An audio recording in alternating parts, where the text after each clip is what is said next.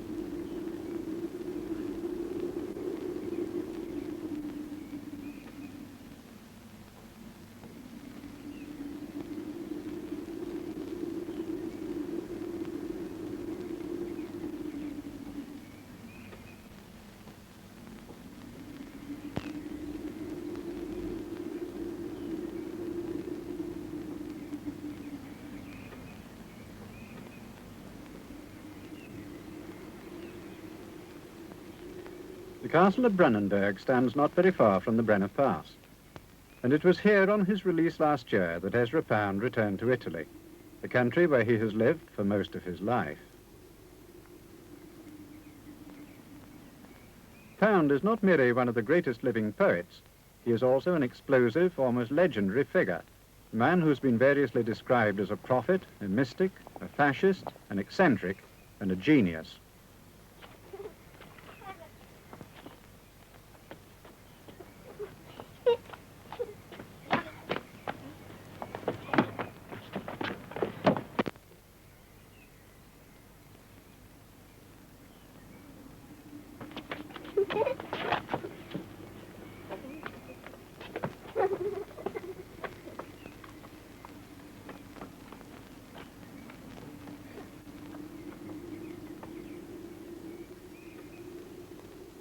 Heaven's worry scurries to earth, twisty planning, what's to block it? At sight of a good plan, they turn to rotten again. The sight of their planning gives me a pain. First say yes, then say no, good plan, no go. But a rotten they dress in flummery. The sight of their planning worries me. Our active designers don't like old ways, irked by the solid, symmetrical. Pound's son-in-law is an Italian prince, Boris de Rachwitz. His daughter is Princess Mary de Rachwitz. He has 2 grandchildren, and his English wife, Dorothy Pound. State all a wobble, scanners and boobs, a few left to gobble. Bright boys and planners, some who'll take trouble, all of a bubble down into quicksand. No tool against tiger, no boat for river, that much, no more than they know it.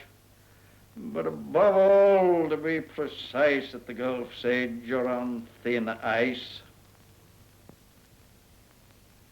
Above all, to be precise.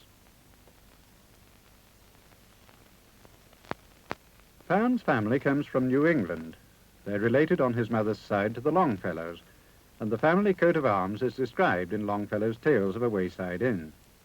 4 generations of his family on the father's side. His own father, Pound as a baby, and his grandfather. As a man, he settled in Europe, becoming during the 20s one of the leading figures of the avant-garde in the post-war literary Paris.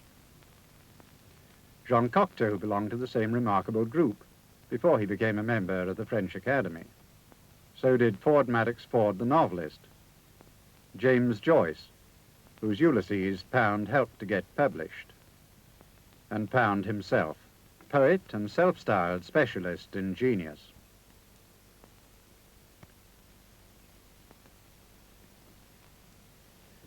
Another great name in the same circle was Wyndham Lewis, an author and painter no less explosive and disturbing than Pound himself. This portrait of Pound is the earliest portrait that Wyndham Lewis painted. In its sharp, incisive line, Pound could find a counterpart to what he was trying to do in his own poetry. He was to find it still more, perhaps, in the work of the sculptor Gaudier-Bajewska, who was killed in the First World War at the age of 24. This is Gaudier's well-known sketch of Pound. Gaudier was the most absolute case of genius I've ever run into, and they killed off an awful lot of sculpture when they shot him. You've got to consider that all this sculpture was made during 3 years. If Sophie Suzanne hadn't got him out of France, smuggled him over to England, he'd have been doing his military service, the preparation for military service, and he never would have done anything. Then he went back and was killed at Neuville-Saint-Vaast, which is the kind of wastage you get in a war. That war was, I think, justified on the part of England.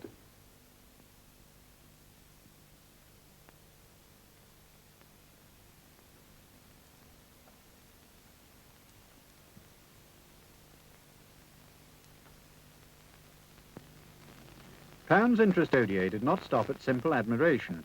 He did all that he could to promote the recognition of Gaudier's genius.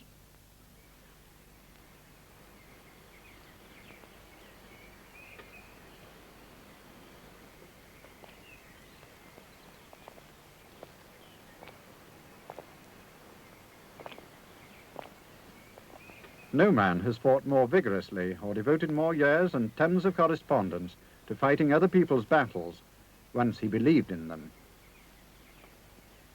Gaudier was going to do a portrait in plaster, which I loathed, and I said, for God's sake, do it in stone. I'll get you the stone. So it cost 3 quid or 3 guineas to get him a lump of stone. That was the only full-sized lump of marble he ever had. Well, first they put it under a shadowing and symbolical pine tree, but I didn't want the sap to fall on it, so they put it properly facing the east like the Sphinx. But that left one in the garden with nothing but the back of it. And then I remembered the old Greek story that Fontenelle has dug up of the man who got elected king because he saw the sunrise before the general mass of the people. His slave put him up to it. He saw the sunrise hitting the mountains in the west, as that is the direction the statue now faces. And that's where the first gleam shows.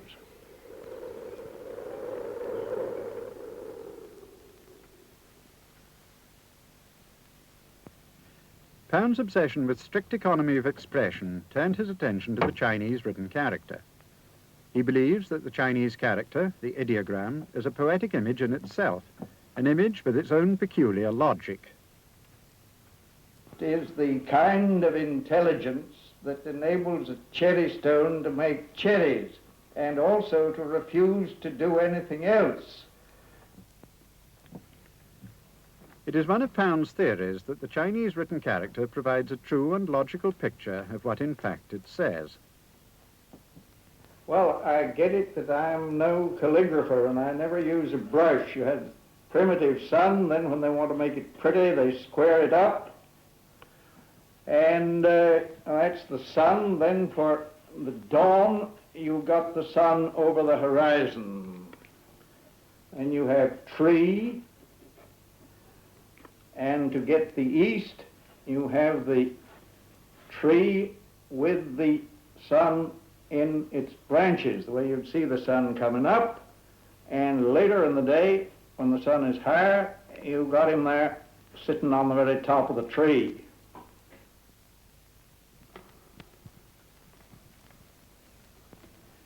This theory of Chinese writing is not accepted by most Chinese scholars, not that that bothers Pound. His interest in the language has led him to translate many of the Chinese classics, most notably the works of Confucius.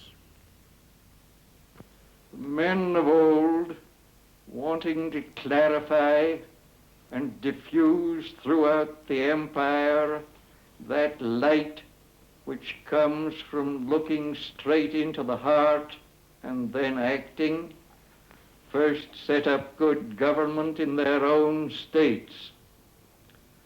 Wanting good government in their states, they first established order in their own families. wanting order in the home, they first disciplined themselves. Desiring self-discipline, they rectified their own hearts. And wanting to rectify their hearts, they sought precise verbal definitions of their inarticulate thoughts, that is, the tones given off by the heart. The Confucian maxim, "Make it new," is embroidered on Pound's own yellow scarf and has become his watchword. For in contrast to Confucianism, he says, what has Christianity to offer but the one command, "Thou shalt attend to thy neighbour's business before thou attendest to thine own"? Confucian thought has become a part of most that Pound has written, either in poetry or prose. Like Confucius, he has his own obsession with teaching, the spread of useful and vital knowledge, and a hatred of all that he regards as unimportant or second-rate. Just as Confucius preserved only the best among the books written before his time and had the rest destroyed, so Pound would happily do likewise. The second-rate should be eliminated. For after all, how many books are worth preserving? How many books does a man really need to know?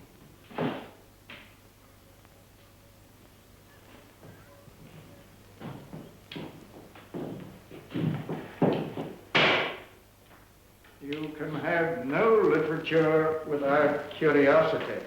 And at that point, the most of the celebrated writers of my generation have simply withered away. Got universities full of gadgets. They provide the young with no tools.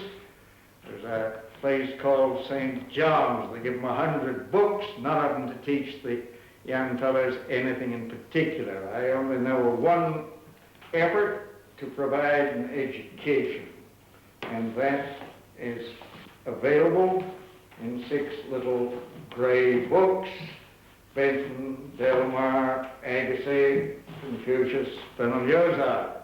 There's one little series of books which are sold for $1 in the United States that would be useful for a man, and nobody ought to be allowed into Congress, nobody ought to be allowed to vote until they know at least what's in them.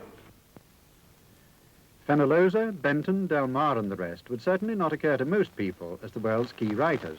Characteristic of Pound was the vigour with which he has backed and spread their ideas throughout the world, in his own books and in his vast international correspondence.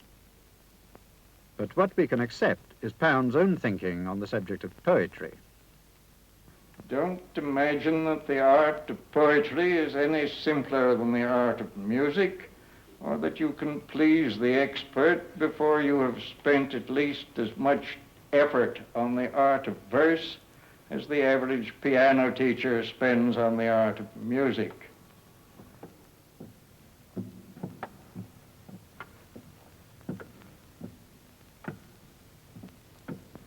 Poetry is the medium that Pound has chosen for expressing his belief that any society based upon banks and banking, financial monopolies and the stock exchange is doomed because it is rotten at the centre. All these things, according to Pound, are so much usury. The whole great flood of the cantos drives that one idea. You will get no real creative effort, he says, in a world that is hamstrung by financial monopolies with usury, or, as he says in the most famous canto of them all, with usura. With usura hath no man a house of good stone, each block cut smooth and well-fitting, that design might cover their face.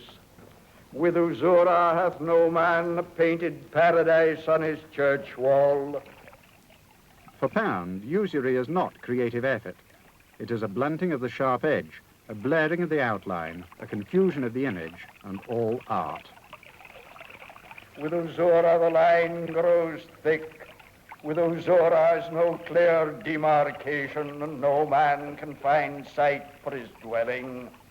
Stone cutter is kept from his stone, weaver is kept from his loom. With usura, wool comes not to market.